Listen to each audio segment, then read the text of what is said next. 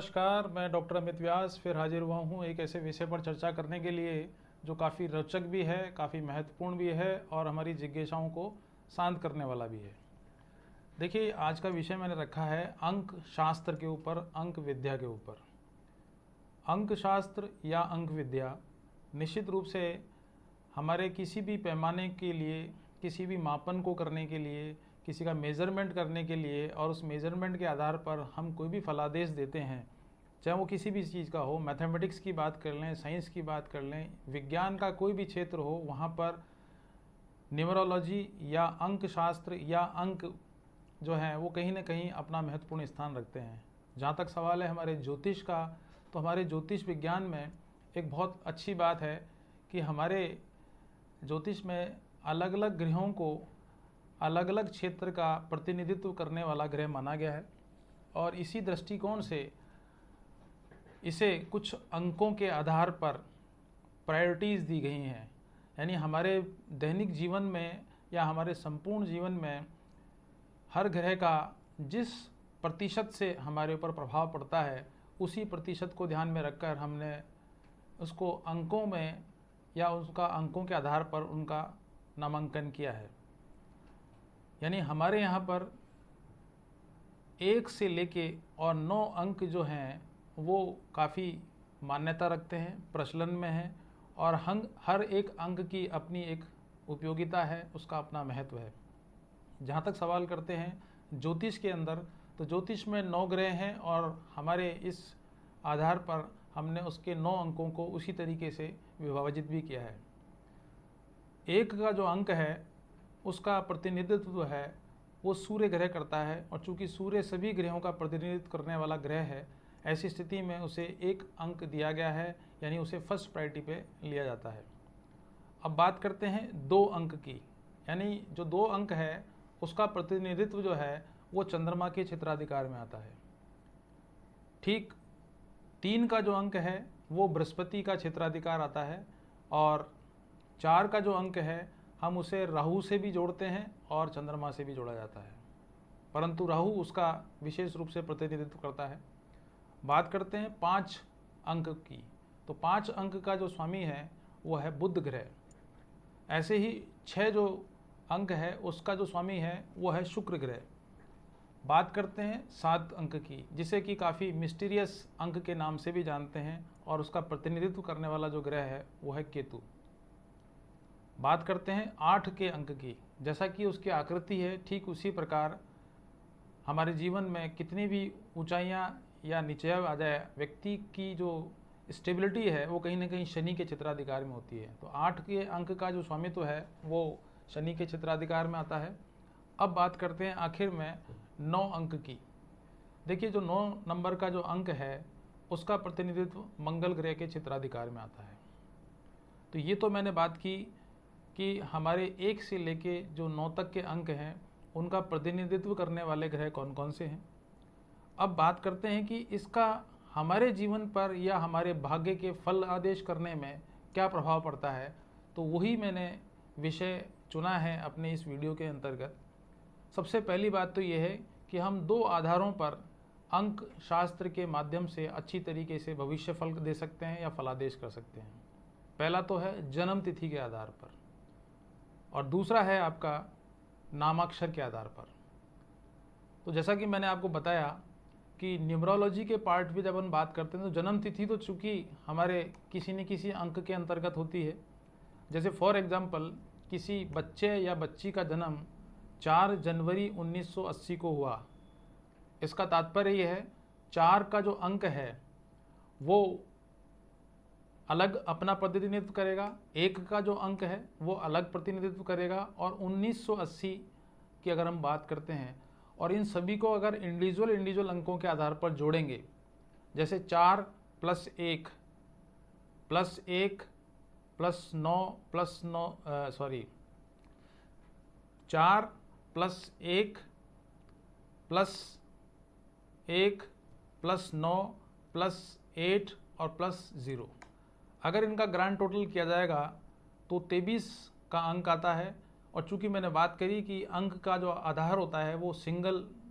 आधार होता है, यानी 1 अंक में आनी चाहिए डिजिट, जब 23 के अंक को भी जोड़ा जाएगा, यानी 2 को और 5 को एक साथ जोड़ा जाएगा, तो निश्चित 2 और 3 को जोड़ा जाएगा तो निश्चित रूप से उसका जो जो उसका टोटल है वो कहीं ना कहीं 5 का अंक के रूप में होगा। और 5 के अंक का जो प्रतिनिधित्व करने वाला ग्रह है वो है बुध ग्रह। इसका तात्पर्य ये हुआ कि जो बच्चा या बच्ची 4 जनवरी 1980 को पैदा हुआ है, उसका जो अंकों का सिंगल डिजिट का योग बन के आया वो है 5 का अंक। इसका मतलब है कि उसके जीवन पर बुध ग्रह का विशेष रूप से प्रभाव देखने को मिलेगा। हालांकि मैं आज जिस वीडियो पर चर्चा कर रहा हूँ वह ये है कि नामाक्षर के आधार पर कौन कौन से अंक का प्रतिनिधित्व हमें मिलेगा और जन्म तिथि के आधार पर हमें किस प्रकार से मिलेगा। और जो नेक्स्ट वीडियो मैं बनाऊंगा उसमें बताऊंगा कि अगर एक अंक आपका स्वामी बन रहा है आपकी जन्म तिथि के आधार पर या नामाक्षर के आधार पर, तो चूंकि सूर्य उसका प्रतिनिधित्व करता है तो ऐसी स्थिति में उसका फलादेश क्या होगा, उसका भाग्यफल क्या होगा। परंतु आज अपन बात कर लेते हैं कि अगर आप अपने ही नामाक्षर से या अपनी जन्म तारीख से अपने अंक का पता लगा पाएंगे तो निश्चित रूप से ये तो आप आसानी से पता लगा सकते हैं कि भाई आपका अंक जो है 1 है या 2 है या 3 है या 9 है इत्यादि इत्यादि। परंतु उन अंक के स्वामी का हमारे जीवन पर किन किन क्षेत्रों में प्रभाव पड़ेगा उसका मैं अगले वीडियो में आपसे चर्चा करूंगा। आज सबसे पहले तो मैंने आपको बताया कि अगर हम जन्म तारीख के आधार पर अगर अंक का पता लगाएं कि कौन सा अंक हमारे लिए शुभ रहेगा, तो ऐसी स्थिति में वो चीज़ भी मैं आपको बताना चाहूँगा। अब बात करते हैं नामाक्षर की। देखिए, ए अल्फ़ाबेट से लेके और जेड अल्फ़ाबेट तक हर अल्फ़ाबेट का एक अंक है या उसका एक अंक स्वामित्व बना हुआ है या उसका स्वामित्व करता है। ऐसी स्थिति में सबसे पहले बात करते हैं ए से लेके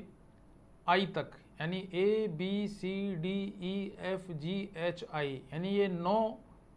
जो अक्षर हैं वो 1 से लेके 9 तक रिप्रेजेंटेशन करेंगे। यानी ए का हो गया 1 अंक, बी का हो गया 2 अंक, सी का हो गया 3, डी का हो गया 4, इस प्रकार से, और आई तक जाके वो 9 का अंक हो जाएगा। फिर बात करते हैं वापस से वो रिपीटेशन होगा, यानी जे से लेकर और आर तक वापस से वही अंक की पुनरावृत्ति होगी। यानी जे नामाक्षर का जो स्वामित्व करने वाला जो अंक है वो 1 रहेगा, के का रहेगा 2, एल का रहेगा 3 और एम का रहेगा 4। इस प्रकार से आर तक वो 9 अंक वापस से रिपीटेशन में आएंगे। फिर बात करते हैं S T U V W X Y Z, यानी डब्ल्यू तक और वाई से लेके जेड तक, यानी इस तरह की जो सीरीज़ बनती है वो वापस से फिर 1 का अंक रिपीट होगा। यानी आर के बाद में एस आता है तो एस का जो अंक होगा वो होगा 1, टी का होगा 2, यू का होगा 3 और वी का होगा 4। इस प्रकार से ये कंटिन्यूटी में एक टेबलिंग आप बना सकते हैं। यानी ए से लेके जेड तक आप लिख लीजिए और उसके बाद में ए से लेके आई तक तो आप 1 2 3 4 5 6 7 8 9 लिख लीजिए। फिर आप जे से लेके और आर तक वापस से वो 1 2 3 4 5 6 7 8 9 लिखिए, और उसके बाद में फिर एस से लेके और जेड तक वापस से 1 2 3 4 5 6 इस तरीके से लिखेंगे। तो आपके सामने ये स्थिति आ जाएगी कि आपका जो नामाक्षर है या आपका जो नाम है उसमें अंकों को अगर हम दे देंगे, फिर उन अंकों को अगर हम जोड़ लेंगे तो जो सिंगल डिजिट निकल के आएगी वही आपके नाम का प्रतिनिधित्व करेगी, और उस डिजिट को रिप्रेजेंटेशन देने वाला जो ग्रह है या जो प्रतिनिधित्व करने वाला ग्रह है वो आपके नामाक्षर के आधार पर आपके जीवन पर प्रभाव डालेगा। जैसे फॉर एग्जांपल राम शब्द की अगर हम बात करते हैं तो आर जो नामाक्षर है उसका जो अंक है वो है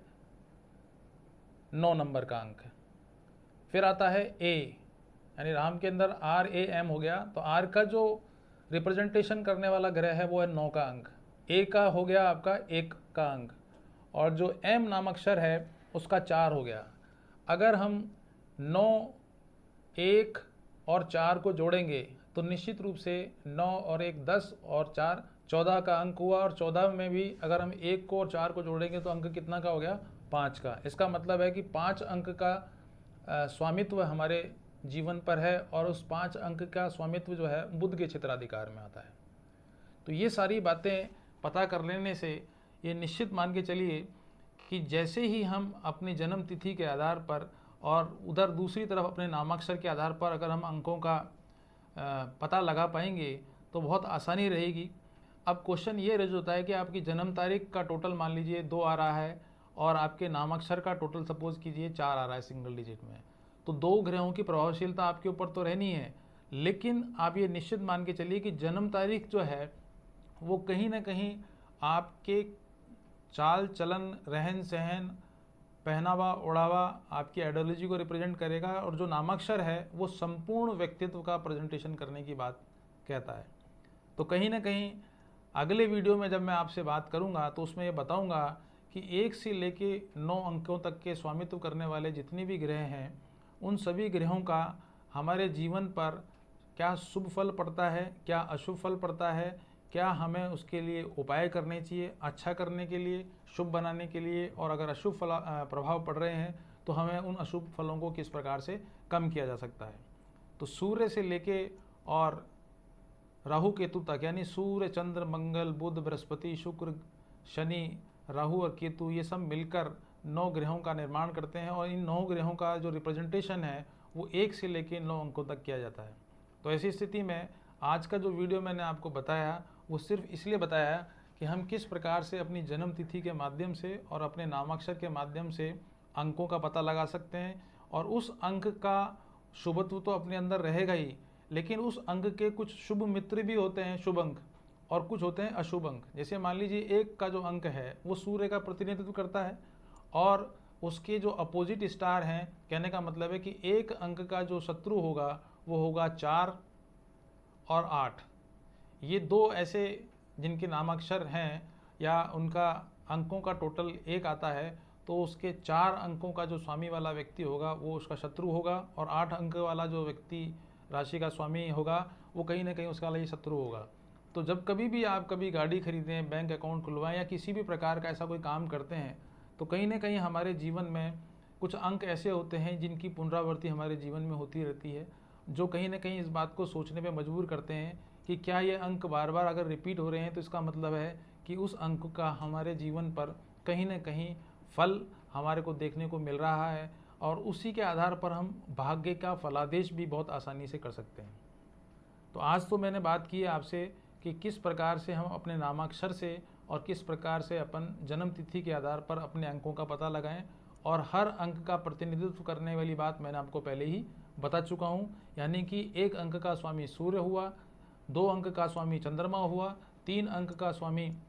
गुरु हुआ, 4 अंक का स्वामी राहु हुआ, 5 अंक का स्वामी बुध हुआ, और 6 अंक का स्वामी शुक्र हुआ, 7 अंक का स्वामी केतु हुआ, 8 अंक का स्वामी शनि हुआ, और 9 अंक का स्वामी मंगल हुआ। कहने का तात्पर्य ये हुआ कि अगर हम एक सिंगल डिजिट का पता लगा पाए तो ये बात हम महसूस कर पाएंगे कि हमारे जीवन पर संबंधित ग्रह का प्रभाव अशुभ और शुभ दोनों ही रूप में हमारे को देखने को मिलेगा, और उसके कुछ उपाय जो कि मैं नेक्स्ट वीडियोज़ में आपको बताऊँगा कि अगर आप 1 अंक के स्वामी हैं तो आपका स्वामी सूर्य है, और तो सूर्य का आपके जीवन पर किस प्रकार का शुभ और अशुभ प्रभाव कौन कौन से वर्षों में पड़ेगा, जीवन में कौन कौन सी कठिनाइयाँ आएंगी, कौन कौन से शुभ फल मिलेंगे, और हम